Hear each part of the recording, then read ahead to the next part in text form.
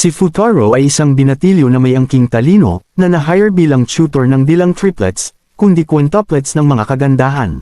Ang kanilang relasyon bilang guro at estudyante ay masalimuot, ngunit pinuno naman ng nagiinit at nakakakilig na mga eksena. Kung saan mapupunta ang kilitiyang ito, yan ang ating susubaybayan sa recap na ito. Nagsimula ang kwento kung saan makikita si Futaro na nag-order ng pagkain, na ginamitan pa niya ng Y-skill para makatipid. Nang ilalagay na sana nito ang pagkain sa table ay swerteng nakasabay naman niya ang isang chicks, kung saan huminto ang kanilang oras. Ganun pa man, nagtalo sila sa upuan, ngunit sa huli ay pareho ring umupo.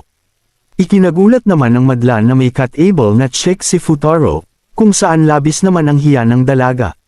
Sa panig ng binata, nagulat ito sa presyo ng in-order ng dalaga, kaya naisip niyang mayaman ito. Nagsimulang kumain si Futaro habang hawak ang reviewer, kaya pinuna siya ng dalaga sa kawalang galang sa pagkain.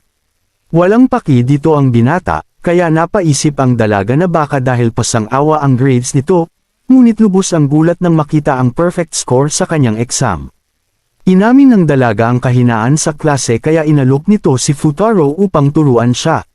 Subalit, ayaw masangkot ng binata kaya ng snob ito, at matapos alukan ng dalaga ng kanyang pagkain, ay sinabi nitong kasalanan niya na umorder ng marami, at kung gusto raw umano nitong tumaba. Ikinainis iyon ng dalaga, nang makatanggap naman ng mensahe si Futaro mula sa kapatid na si Raya. Ipinagbalita nito ang tungkol sa mayamang pamilya na kakalipat lamang, at naghahanap ng tutor sa mga anak. Mataas ang nasabing pasahod kaya agad nang tinanggap ng binata ang trabaho para na rin makaahon sa kanilang mga utang. Kinabukasan, nagulat ang binata sa pag-transfer ng isang dalaga na si Nakano Atsuki, dahil bukod sa ito ang nakatable kahapon, ay ito rin ang anak ng mayaman na kanyang tuturuan. Agad nagpapansin ang binata ngunit ginantihan siya nito ng snob bilang pagbawi sa kanyang ginawa. Ganun pa man, ayaw maalis ni Futaro sa tutoring class kaya lumitaw sa isip ang isang success plan. Sa kabaliktaran, sablay na naman siya pagkat kasama na nito ang 4 pang chicks, na nagresulta para di ito matable. Sa kanyang pag-alis, hinabol naman siya ng malaking kinabukasan, na napagkamalan siyang dumidiskarte kay Atsuki. Itinanggi ito ni Futaro ngunit bistado siya ng dalaga na nag-alok ngayon ng tulong. Pinigilan ito ng binata at sinabi pang kaya niyang harapin ang kanyang problema. Humanga sa kanya ang dalaga, kaya tawagin lang umano ito kung kailangan ng tulong. Matapos ito, napaisip ng gusto si Futaro kung paano aayusin ang gusot sa kanyang tuturoan, nang pukawin ang kanyang atensyon ng isang ngiting kahali-halina. Napaatras ang binata, at paano daw nito nalaman ang kanyang pangalan. Pinakita ng dalaga ang 2 exam papers kung saan napatanong si Futaro kung bakit hawak nito ang kanyang papel. Sa isang flashback, nahulog ito ni Futaro na nakita naman ng dalaga gamit ang observation. Mula rito, ibinigay ng dalaga ang parehong papel na ikinadismaya ni Futaro, sapagkat 0 ang nakuha nito sa exam. Kinulit nito ang binata hanggang sa silid ng kalalakihan, na gusto lang palang mapasalamatan sa pagbalik ng papel. Binalik ni Futaro ang papel nito para maging patas ngunit nagpasalamat pa din ito. Patuloy humanap si Futaro ng pagkakataon para makipag-ayos kay Atsuki, ngunit di siya makasilap ng tsansa. Nilapitan naman siya ng chicks na di headphone ngunit napagkamalan pala siya nitong stalker. Kinahapunan, tinungunan ni Futaro ang bahay ni Atsuki para sa tutoring class, subalit muli siyang pinigilan ng isang chicks na pinainggit pa ang hita. Walang balak magsimp ang binata na gustong pauwiin ngayon ng chick gangster. Ngunit determinado itong ituloy ang tutoring class kaya tinakbuhan ang mga ito. Hindi naging madali ang pag-abot ni Futaro sa kanyang pangarap na tutoring class, ngunit sa wakas ay nagbunga rin ang kanyang pagtakbo matapos abutan si Atsuki. Tinanong siya ng dalaga sa dahilan ng pagparoon kaya hihingi na sana ng tawad si Futaro, subalit naiinis pa rin si Atsuki kaya muling napahabol ang binata. Pwede bang tigilan mo na ako, may tutoring class ako ngayon. Sinagot nito ng binata na siya ang tutor na tinutukoy, kaya lubos ang gulat ni Atsuki. Ni-reject nito ang binata kaya napuwersa ngayon ang bida, sa isang sikat na galawan ng pagpuwersa sa kapareha sa pader na ipinipilit na gawin siyang tutor. Walang lakas na nasambit ni Atsuki, na bakit pa umano ito ang naging tutor nila. Mula dito, dumating ang apat pang kagandahan at matapos magtama ang paningin ay nagulat ang mga itong pareho. Napapaisip si Futaro sa closeness ng di umano magkakaibigan, kasama ng kanyang mga pagkalikot na mas lalo pang sumidhi, matapos sabihin ni Atsuki na quintuplet ang mga ito. Palpak agad ang kinalabasan ng unang araw sa pagtuturo, ngunit mabuti na lamang ay pinaunlakan siya ni Yatsuba na naka-0 sa exam. Natuwa si Futaro kaya gustong mangyakap ngunit unahin daw muna nito ang tutor bago lambing. Tinungo ng dalawa ang kwarto ng iba para sa negosasyon, kung saan puro masakit na salita ang tinanggap ni Futaro mula kina Atsuki at Miko. Mas malala kay Nino na di man lang siya pinagbuksan, kaya pinalakas ni Yatsuba ang kanyang loob. Nang pumasok na sila sa kwarto ni Ichika ay gulat naman ang binata, pagkat lalagyan na lang ang kulang at may pera na sa basura. Wala rin itong balak umattend sa tutoring class kaya napagamit ng dahas si Futaro, pero napinsala siya ng husto dahil wala pala itong damit. Sinundan nito ni Ichika ng malikot na katanungan, kaya napa-walk out na si Futaro. Sinalubong siya ni Miko na hinahanap ang di umano gym shirt kaya agad niyang sinabi na hindi siya ang kumuha. Katotohanan naman iyon pagkat sinuot pala ito ni Nino na nag-alok ngayon ng cookies. Sa pagtitipon ng apat ay umasa si Futaro na mapasimulan ng pagtuturo, subalit wala namang pakialam ang mga ito at hindi kakikitaan ng kagustuhang matuto. Nang walang ano-ano ay nag-cute mode si Nino, at dito na nga napakain ng gusto si Futaro ng masarap nitong cookies. Lingid sa kanyang kaalaman ay nahulog na siya sa patibong nito, dahil nilagyan pala ng pampatulog ang ininom. Kaya naman lubos ang gulat ng singilin na siya ng 5,000 ng taxi driver mula sa pagkagising. Laking pasalamat lamang ni Futaro nang bayaran ito ni Atsuki gamit ang magic card.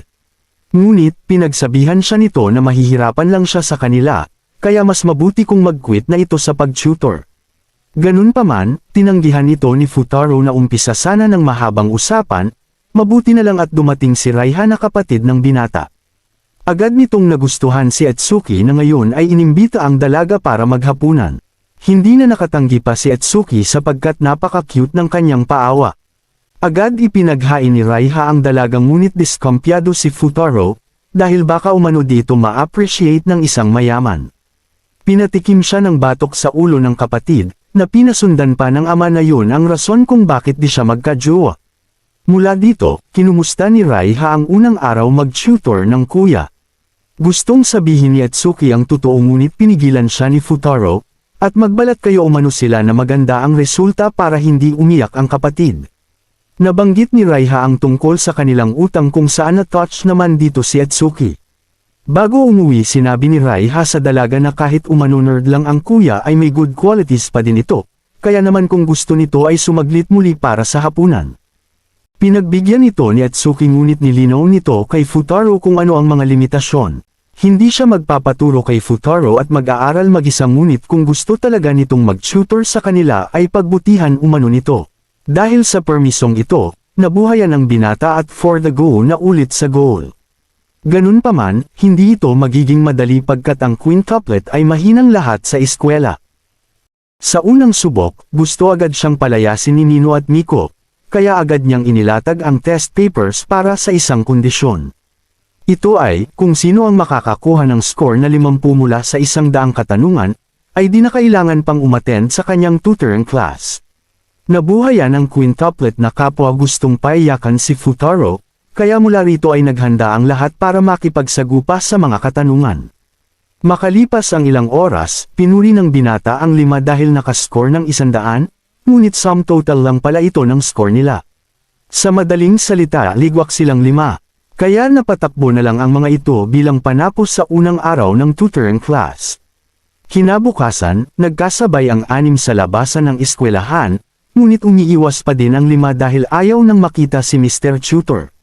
Hindi sumuko si Futaro, subalit na natiling matigas ang mga ito at kaya umano nilang mag-aral kahit wala ang binata. Dahil sa narinig, naglatag si Futaro ng isang katanungan sa history at agad namang nabisto ang pagkaligwak ng magkakapatid. Habang naglalakad, naiisip ni Futaro na talagang ayaw ng kwintet ang pag-aaral, at kasi simula pa lang niya ng dating game kung saan 0 pa ang relationship level.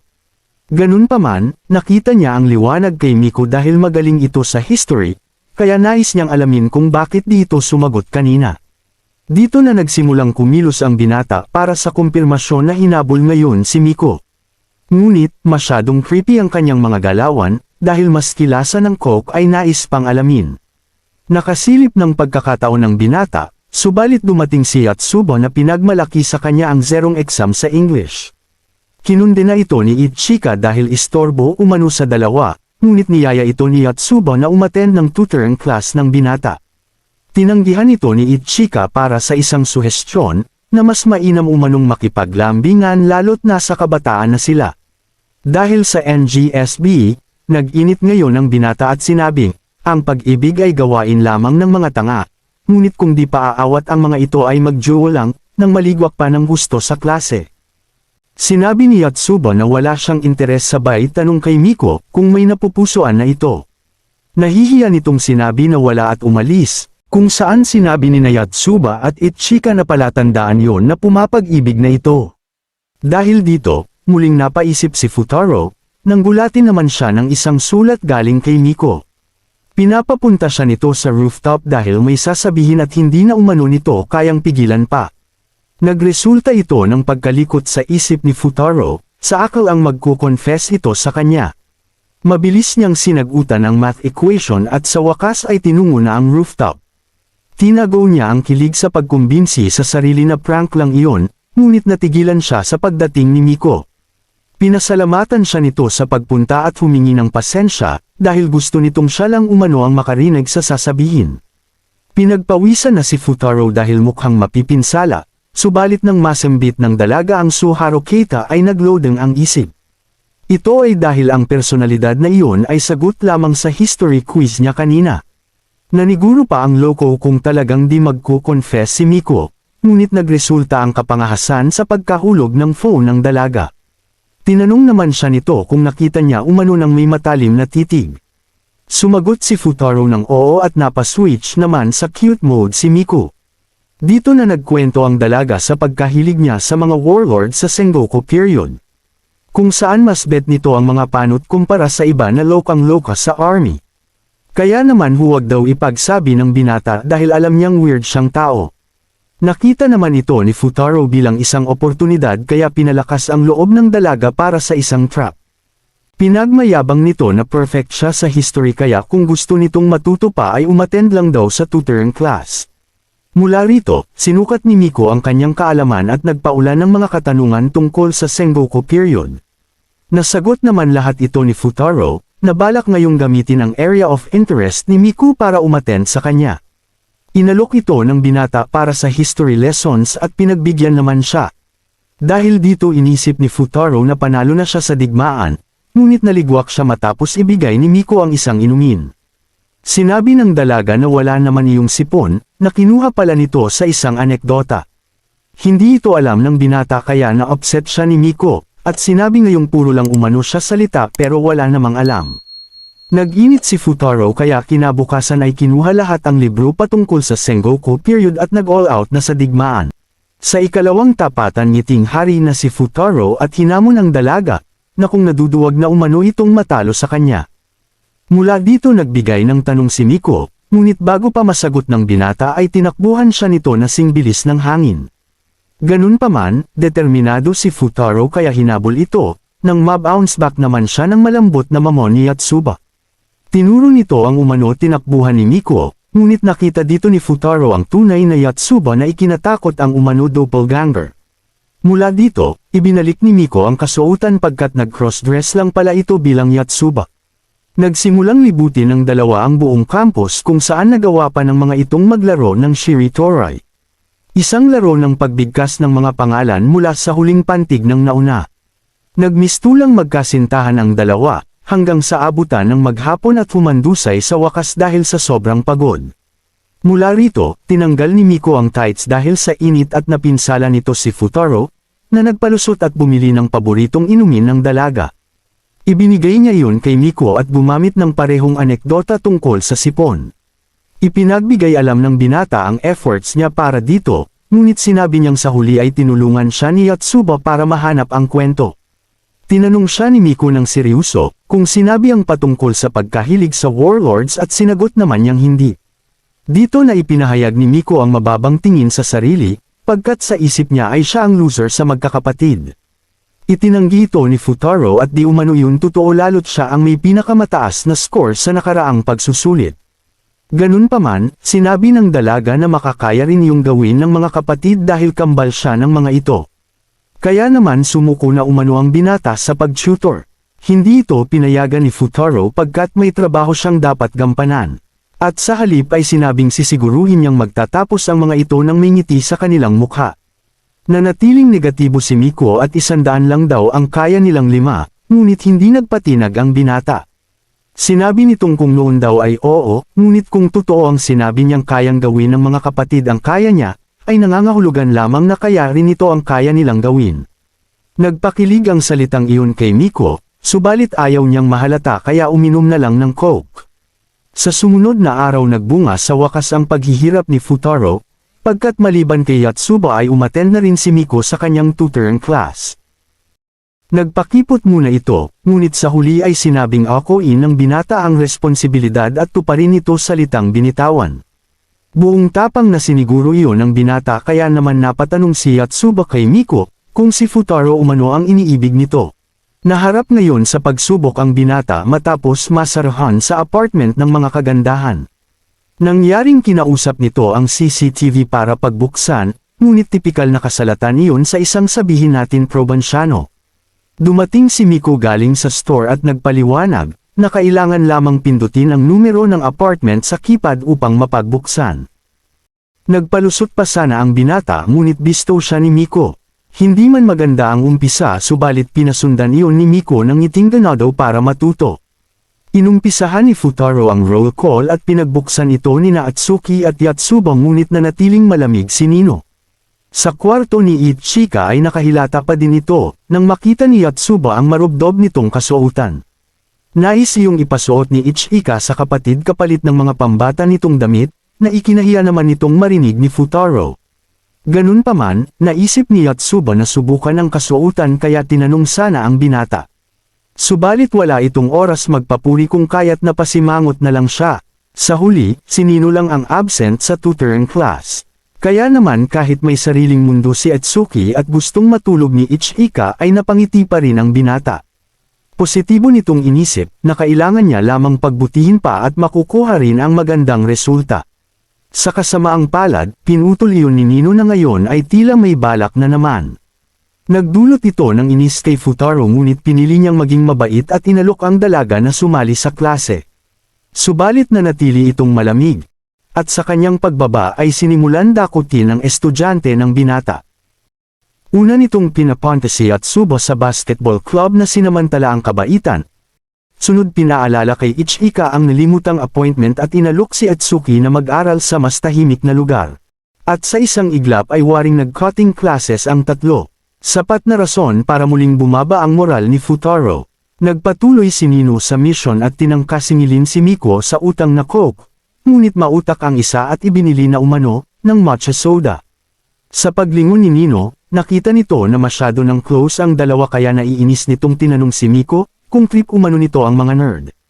Sinagot ni Miko na masyado itong nagpapadala sa looks, at nagsilbing pasimulan ng mainit na debate. Palibas sa kasi wala kang alam sa fashion, nagsalita ang may maitim na kuko. Bago pa humantong sa kalbuhan ang eksena, yumantra na si Futaro at pinatigil ang dalawa. Sa isip niya ay oras ito ng klase at hindi para magdebate kung ugali o looks ang mas mahalaga. Sinang-ayunan ni Miko at huwag na umanong papansin ang kapatid, nang magutom bigla ang binata. Mula dito, naghamon si Nino sa contest ng Inner Beauty, kung saan pagluluto ang tema at si Futaro ang huhusga. Tinanggap iyon ni Miko at nagsimula na silang magbardagulan sa pagluluto. At sa wakas, oras na ng paghuhusga. Confident si Nino sa niluto habang nag-aalangan si Miko sa umres na baka ikasakit ng tiyan ni Futaro. Magkaganon pa man tinikman iyon ng binata at dahil laki ito sa hirap ay humusga ng patas umanong masarap. Bagay na hindi nagustuhan ni Nino na mas lalo pang nainis, matapos makita ang kapatid na tila kinilig sa naging resulta. Sa hugasan, nabanggit ni Futaro kay Miko ang kapatid na mainitan ng ulo, at parang di umano sila magkakasundo. Di ito sinang-ayunan ni Miko, pagkat kailangan lang ng binata na intindihin ang pinanggagalingan nito.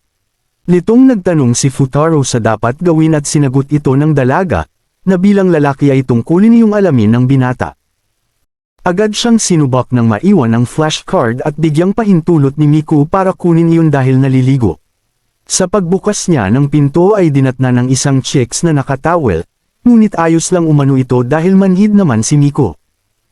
Lingid sa kaalaman, sinino pala iyon na sa kapakanan ng plot ay kailangan ng contact lens para makakita ng maayos. Nag-akala ang dalaga na si Miko ang kausap habang taranta nang hinanap ni Futaro ang lens na pinapahanap ng dalaga. Dahil dito, tinulungan na siya ng dalaga na pilit inaabot ang lens.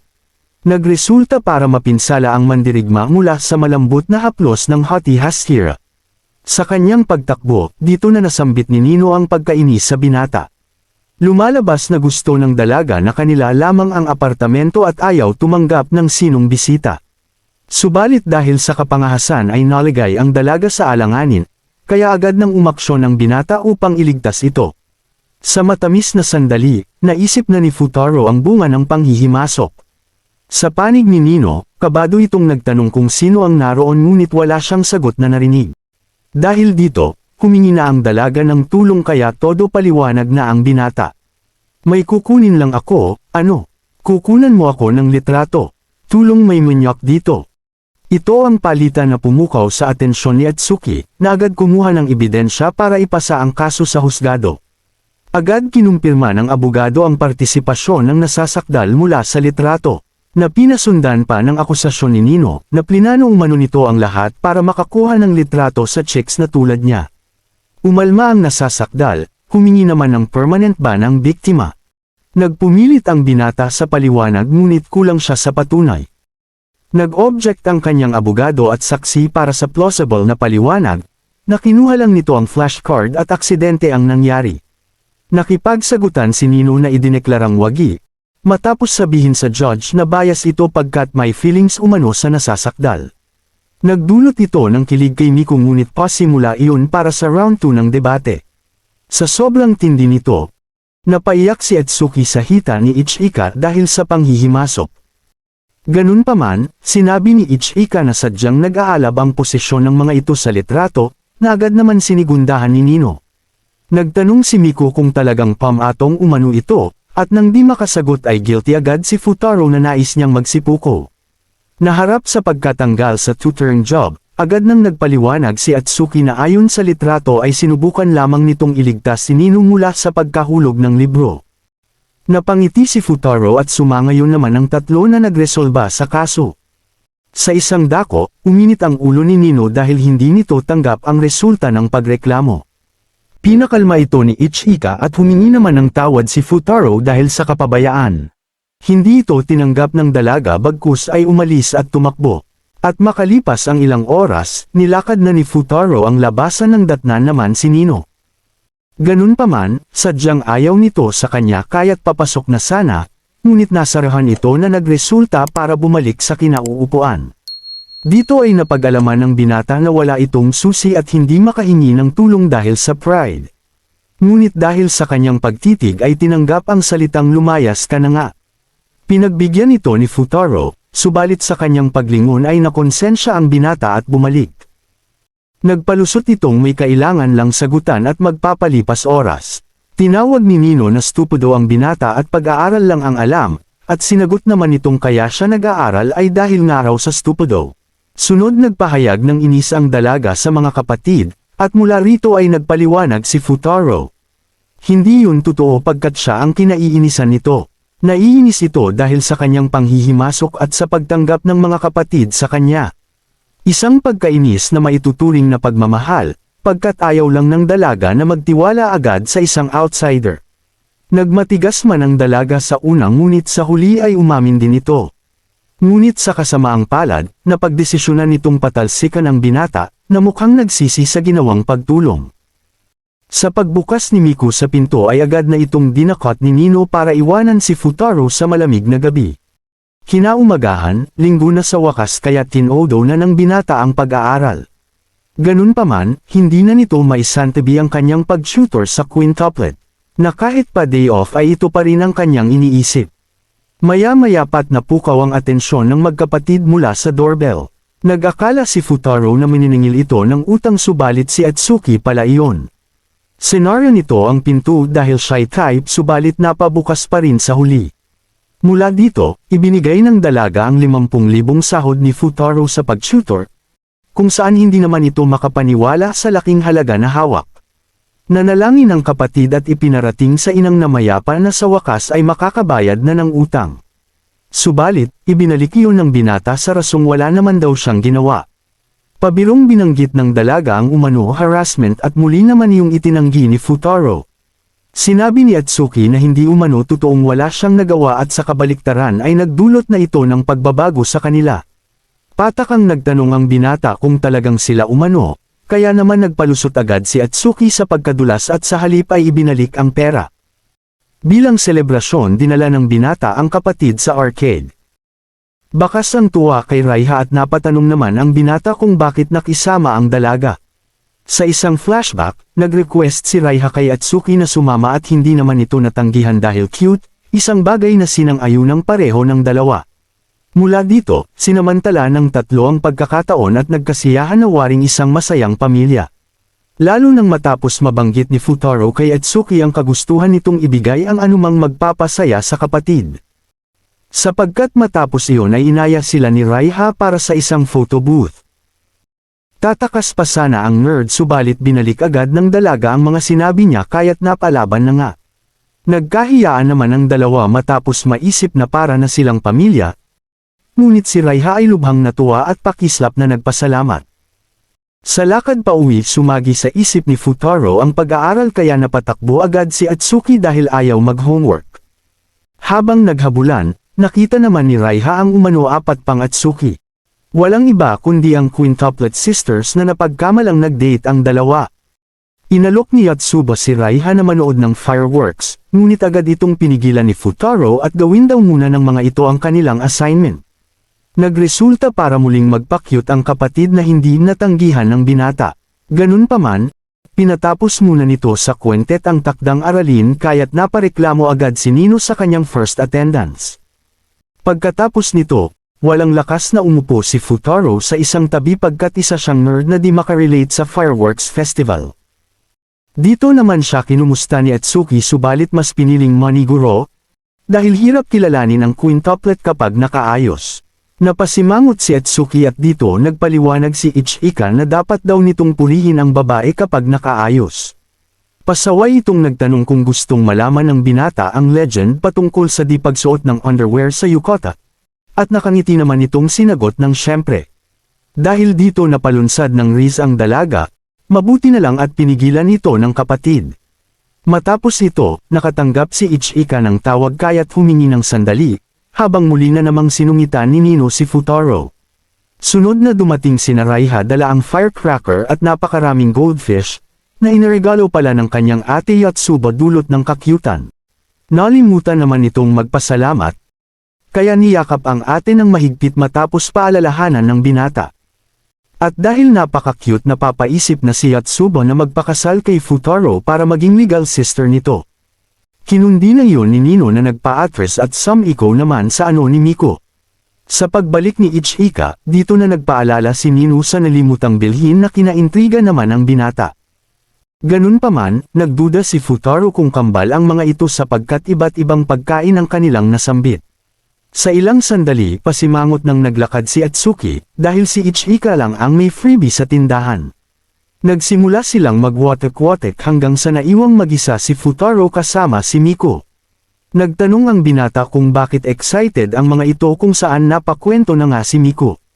Ang fireworks nga raw ang nagsilbing bonding time ng quintuplet sa kanilang ina noong nabubuhay pa ito, kung kaya naman special ang araw na ito para sa kanila. Sa isang dako, nahirapan naman si Nino dahil sa stampede at madadapa sana.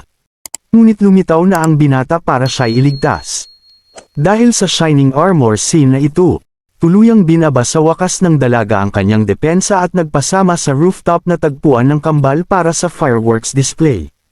Subalit, fireworks lamang ang kanilang dinatnan dahil nalimutan pala ng dalaga na ipaalam sa kapatid ang kanilang lokasyon.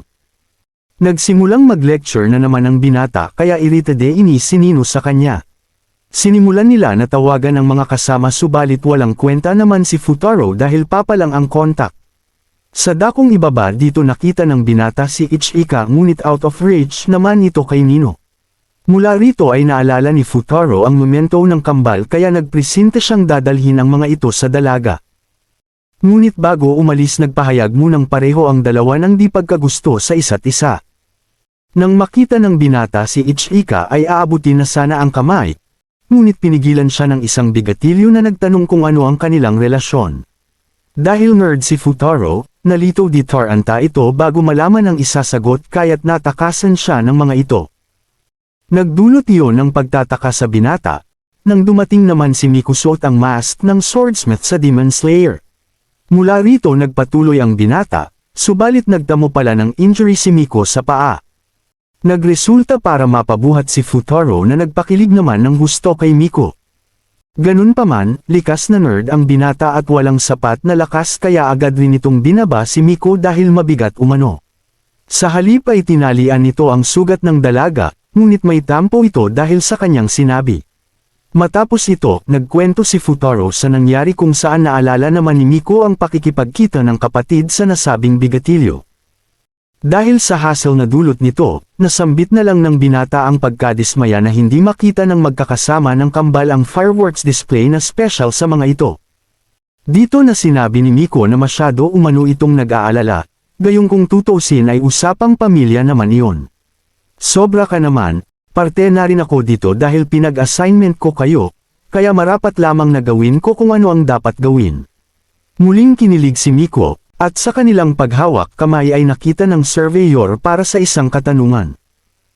Ito ay walang iba kundi ang parehong tanong na kung ano ang label ng kanilang relasyon. Bago pa man sumagot kumbinsido na ang isa na magkasintahan sila, kaya't dahil sa kilig ay itinanggi na iyon ni Miku. Ngunit dahil nakahawak kamay sadyang di makumbinsi ang surveyor na hindi sila magkasintahan. Matapos maging conscious, binawi na nito ang kanilang mga kamay para magpalusot. Sinabi ni Miku na friends lang sila habang ang isa ay magkakilala lang umano at halatang nalilito sa dapat na label. Nagresulta iyon para mas magtampo si Miku, ngunit buti na lang at pumapag-ibig ito sa binata. Nakita nito si Atsuki kaya agad nang pinuntahan ng binata. Subalit sinalubong naman siya nito ng nakasimangot na mukha.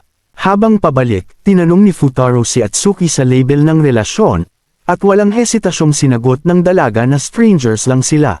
Sa pagpapatuloy ni Atsuki lumitaw bigla si Ichika sa likod ng binata at agad itong dinakot na pakislap-kislap pa.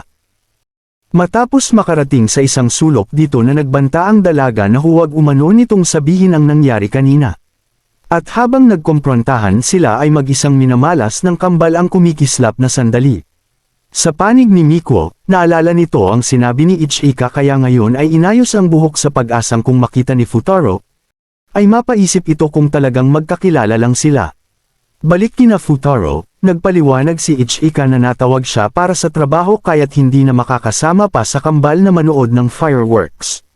Mula rito ay lumakad ang dalaga subalit humingi ng masigit na paliwanag ang binata kaya't napatanong ito kung sa anong rason, at kung bakit pilit itong nakikisangkot sa kanila. Natigilan ang binata at napasang ayon na masyado na siyang nakikisawsaw.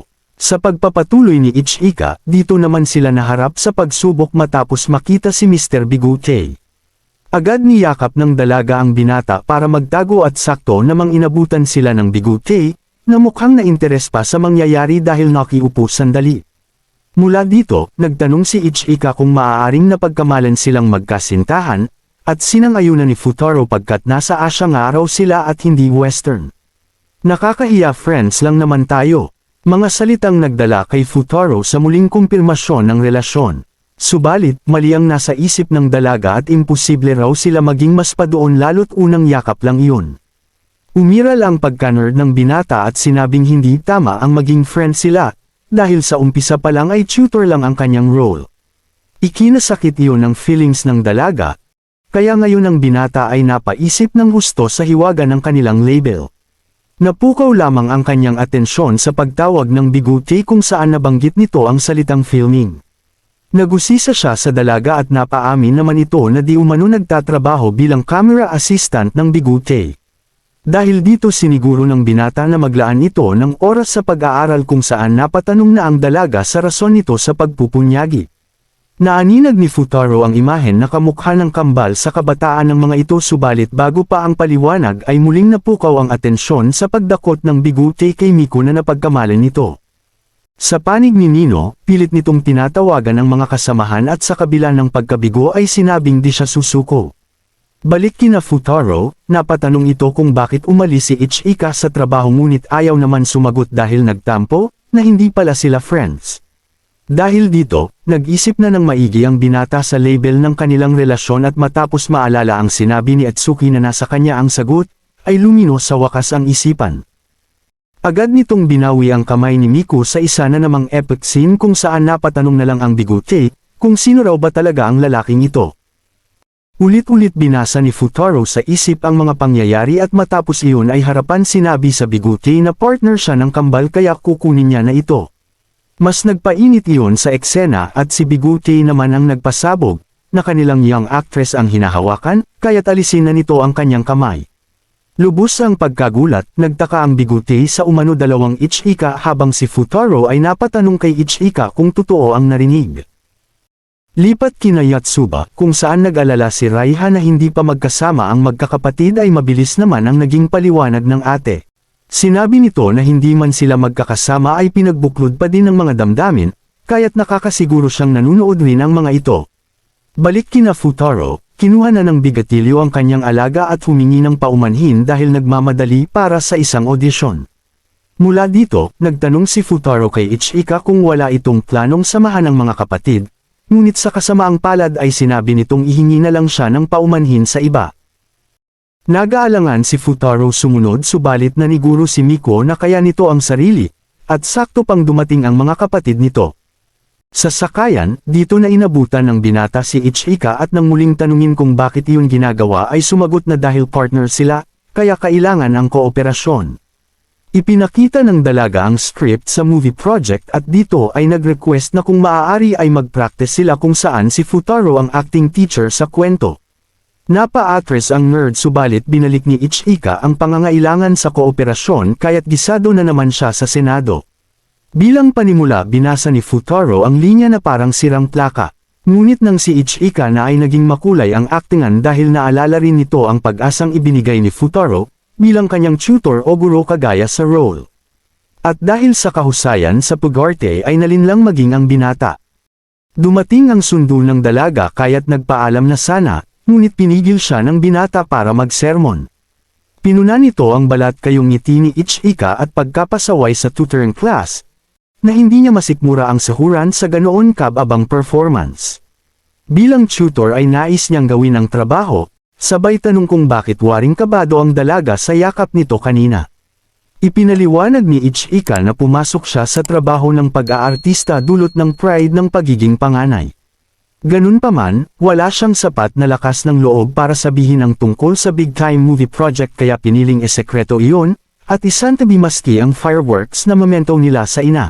Nagbiro ito na bumaba ang moral sa pagkabisto ni Futaro sa peking ngiti kung saan sinabi ng binata, na kahit hindi siya master observant ay napansin na iba ang ngiti nito sa apat. Nagkaroon pa ang dalawa ng pagtatalo sa pag-tutor at pag-aartista ngunit bago pa magtukaan ay pam ito na ang bigatilyo. Bago umalis sinabi ni Futaro na susunod siya basta humingi ito ng paumanhin sa mga kapatid at pinagbigyan naman ng dalaga. Dahil dito agad ipinaliwanag ni Futaro kay Yatsuba ang plano na pinasa naman nito sa mga kapatid. Lipat kay Ichika kung saan umpisa na ng set, sa pagkakataon na ito ay mas inspirado na ang dalaga dahil kay Mr. Tutor, kaya naman nag-level up ang kanyang aktingan at naakit ang madla. Pagkatapos nito, dinatnan ni Ichika si Futaro sa labas na nakatulog ng gising. Sa pagmulat nito ay agad kinuha ang dalaga para iwanan si Bigatilyo na beshi pala. Sa kanilang lakad nagtanong si Ichika kung saan pupunta. Sinabi ni Futaro na sa malapit na park at inaantay na sila ng mga ito. Kabado na si Ichika kung galit ang mga kapatid ngunit sa kabaliktaran ay dinatnan itong nagkakasiyahan. Mula rito ay nalantad na ang plano ni Futaro, kung saan pinabili pala nito ng firework si Yatsuba upang maituloy ang momento ng mga kapatid. Nagpasalamat ito sa tulong ng dalaga at sa pagbabantay sa kapatid ngunit pinili pa din itong maging humble. Sa pagtindig ni Nino ay sermon na naman si Futaro dahil sa pag-iwan kay Atsuki. Ngunit sa pag-atres nito ay ginantimpalaan ng dalaga ng pasalamat dahil sa tulong. Nag-umpisang organisahin ng bunsong si Atsuki ang lahat at nagkahiyaan naman sina Futaro at Miko. Bago magsimula, dito na humingi ng paumanhin si Ichika sa lahat dahil sa hassle na idinulot. Nag-umpisa si Nino sa sermon ngunit binawi naman iyon at sa halip ay humingi ng paumanhin dahil sa sariling kapalpakan sa komunikasyon. Humingi na rin ng paumanhin sina Atsuki at Miko dahil guilty din at maging si Yatsuba na hindi alam kung may mali ay napasorry na lang. Sa pag-abot ni Nino ng fireworks kay Ichika ay nagkaroon sila ng recital mula sa ina, kung saan ang kapalpakan ng isa ay susolusyonan ng 5. Ang kasiyahan ng isa ay ibabahagi sa 5, sa tuwa man, lungkot, galit o pag-ibig ay 5 sila sa isa at isa para sa 5. Nagsimulang magkasiyahan ang kambal habang sa isang tabi ay nanggangati na ang nerd na umuwi at mag-aral. Ganun pa man, pinili pa rin ni Futaro na makisangkot dahil sa partner na siya ng mga ito. Nag-umpisang pumili ang kambal para sa huling alab at dito na ipinagdamot ni Ichika ang oras para pasalamatan ang binata. Ngunit gaya kanina ay nakatulog ito ng dilat ang mata kaya bilang gantimpala ay pinahiga ni Ichika sa kanyang mainit at malambot na unan. Kinaumagahan, dito na ipinagbalita ni Ichika kay Futaro ang happy ending matapos sabihin sa mga kapatid ang pag-aartista. Napangiti na lamang si Futaro ngunit bumungad naman sa kanya ang nalalapit na midterm exams. Matapos ito, kanyang nilapitan si Atsuki at pinuri ang kasipagan nitong mag-aral kung saan nag-blush na sana, ngunit tinawag itong pasaway dahil sa pagliban sa tutoring class. Gumanti si Atsuki ng paa sa scheme at failure na naman nga si Mr. Tutor. Sunod siyang pumunta kay Nino pero basura lamang ang tingin nito sa kanya at tinawag pang stalker. Nagpainis iyon sa binata, sinabi nitong pumayag naman ang dalaga sa pistahan kaya kung nais nito ay sa kwarto niya mismo. Isang beses na lang kaya payagan na siya dahil marami pang pwedeng ituro, at sisiguruhin namang maganda ang performance. At dahil sa hindi sinabing review yun ay sampal ang inabot sa chicks lalo't iba ang naunawaan ng dalawa nitong kasamahan. Sunod niyang tinungo ang library at agad namang nagpa-cute si Yatsuba sa kanya. Hindi yun pinansin ng binata sa halip ay nagpaalala sa iba tungkol sa midterm exams. Sumuko na si Yatsuba at napag-alamang 0 na naman ito sa quiz. Ano yan Ichika, tawa-tawa ka pa dyan, salitang pinasundan ni Futaro ng pagkumbinsi upang mag-review. Nagpatuloy magsermon ang tutor ngunit nagulat naman siya nang makita si Miko na nag-review maging sa English. Napa-shoutout sina Ichika at Yatsuba hanggang sa natapos na nga ng mga ito ang reviewer. Pagkalabas, napansin ni Ichika ang pagka-stress ni Futaro sa exam, kaya pinatamaan ito ng halik sa hangin. Matapos mapinsala, siniguro ng dalaga na gagawin nila ang lahat para pumasa, kaya wag na itong mag-alala at baka mawala ang kapogian. Nagmungkahi ito na maglagay ng reward system kung saan dahil naman sa positibong aura ng 3 ay naalis ang alala ng binata. Matapos ito, hinabol naman siya ni Atsuki na tila napatid ang hininga, at ibinigay ang cellphone para sa mahalagang tawag. Pagkakuha ng binata ay narinig ang pakilala ng isang ama at dahil sa gulat ay natawag itong papa. Kinundi na iyon Atsuki at mula dito ay kinumusta ng ama ang patungkol sa tutoring class. Kabadong nagpalusot ang binata na may aksyon pa at sinabing maganda naman ang pinapakita ng kambal. Dito na binanggit ng ama ang tungkol sa midterm exams kasabay ng kasunduan, na pag may isang maligwak sa kambal ay you're fired agad ang binata. Hihingi sana ito ng konsiderasyon ngunit off call na, kaya muntik pang itapon ang cellphone ni Atsuki. Tinanong ito ng dalaga sa napag-usapan at nagpalusot naman ng halata.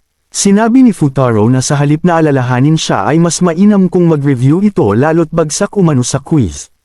Ganun pa man, lumalabas na patibong iyon ng binata at dahil kumpirmado ang ligwak, ay nag-alok na lang ng tulong para hindi ma-offend ang effort nito sa pag-review. Sa kasamaang palad, hindi umayon ang sitwasyon na nagresulta sa pagtatalo ng dalawa.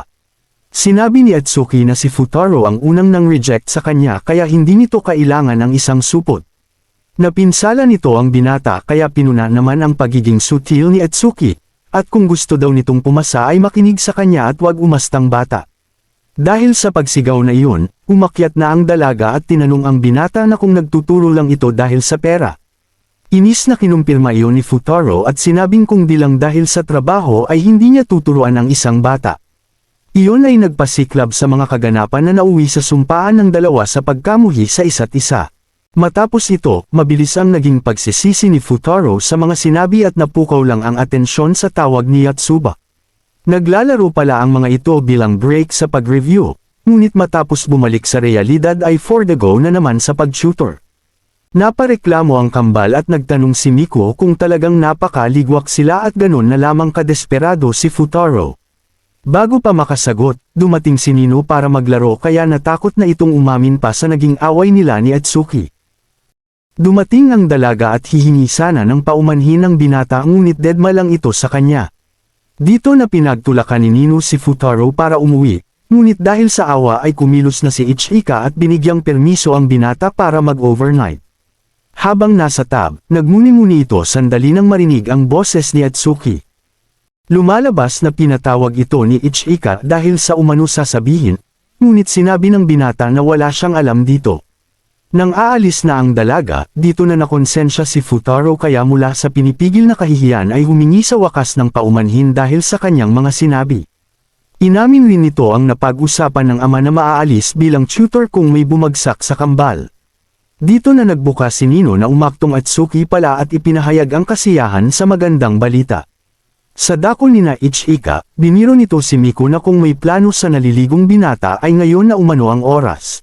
Pinasinungalingan iyon ng dalaga at mula rito ay umahan bigla si Futaro. Nang makita si Nino, nakaramdam siya ng katapusan dahil gagawin nito ang lahat para maalis siya sa pag-tutor. Sinimulan ni Ichika ang klase sa isang tanong, ngunit plano lamang pala nitong itulak si Miko kay Futaro. Agad iyong kinundena ng kilig na dalaga habang walang balak si Futaro na magpetex, kaya itanong na ng mga ito ang nais itanong. Nauna si Yotsuba para tanungin ang sinonym ng argumento, at sa maarting paraan ay sinagot ni Futaro na debate umano. Nang walang ano-ano ay magtanong si Miko kung anong kalidad ang hinahanap ng binata sa isang dalaga. Dahil interesado ang madla, ginamit iyon ni Futaro para sa top 3 na kalidad na kanya lamang sasabihin, matapos sagutan ng tatlo ang kanilang papel. Asikaso-baso ang kambal at pagkalipas ng ilang oras ay nakalagay sa ikatlo ang pagiging masiyahin. Sa pangalawa ay magaling magluto kaya silensyo ang kilig ni Nino. Ngunit sa una ay mapagmahal umano sa kuya kaya napasigaw si Nino ng walang hiya. Kinumbinsi ni Futaro ang mainit ang ulo para mag-aral subalit bigo na naman ito. Sa panig ni Miko ay bumaba ang moral nito dahil lahat ng kalidad na hanap ni Crush ay wala sa kanya. Nang mapansin ni Ichika ay agad naglunsad ng risk kung saan pinahaplo si Futaro kay Miko bilang gantimpala umano sa pagtapos nito sa reviewer. Matapos maging timang pinakumpirma ni Ichika kay Yotsuba ang heart rate ng binata kaya heto't naghabulan ang magkasintahan. Matapos ang ilang sandali oras na salandi at kumpirmado na si Romantiko ay umiibig dahil sa pagod sa pagtakbo. Dito na pumasok si Atsuki na tila naingayan kaya hiniram muna ang headphone ni Miko. Nahihiya si Futaro na humingi ng tawad kaya sa halip ay tinanong ito kung pwedeng pagkatiwalaan ang dalaga na agad naman tumugon. Naramdaman naman ng panganay ang tila tampuhan kaya hiniram nito sandali si Futaro para mag-usap. Matapos ang direktang katanungan, nagpaliwanag si Ichika na bilang kambal ay alam nitong hirap lamang si Atsuki na maging honesto sa feelings, at sigurado na umiiyak ito ngayon. Gagawin nito ang responsibilidad bilang ate ngunit gawin din ng binata ang dapat niyang gawin. Dahil sa tawag ng sitwasyon napahaplos si Futaro kay Ichika na madali namang inalis matapos mahalata. Nahihiya itong pumasok dahil malamig umano habang ang isa ay lasap ang pinsala ng kilig. Matapos ito, pinagamit muna ni Miko ang kwarto sa binata para matulog nang sa di inaasahan ay bumalik ito sa gitna ng gabi matapos uminom. Kaya pagsapit ng umaga, hindi na may pinta ang mukha ng binata dahil sa chicks na tumambad sa kanya. Dito muna natatapos ang recap. Palike naman kung iyong nagustuhan. Hanggang sa muli.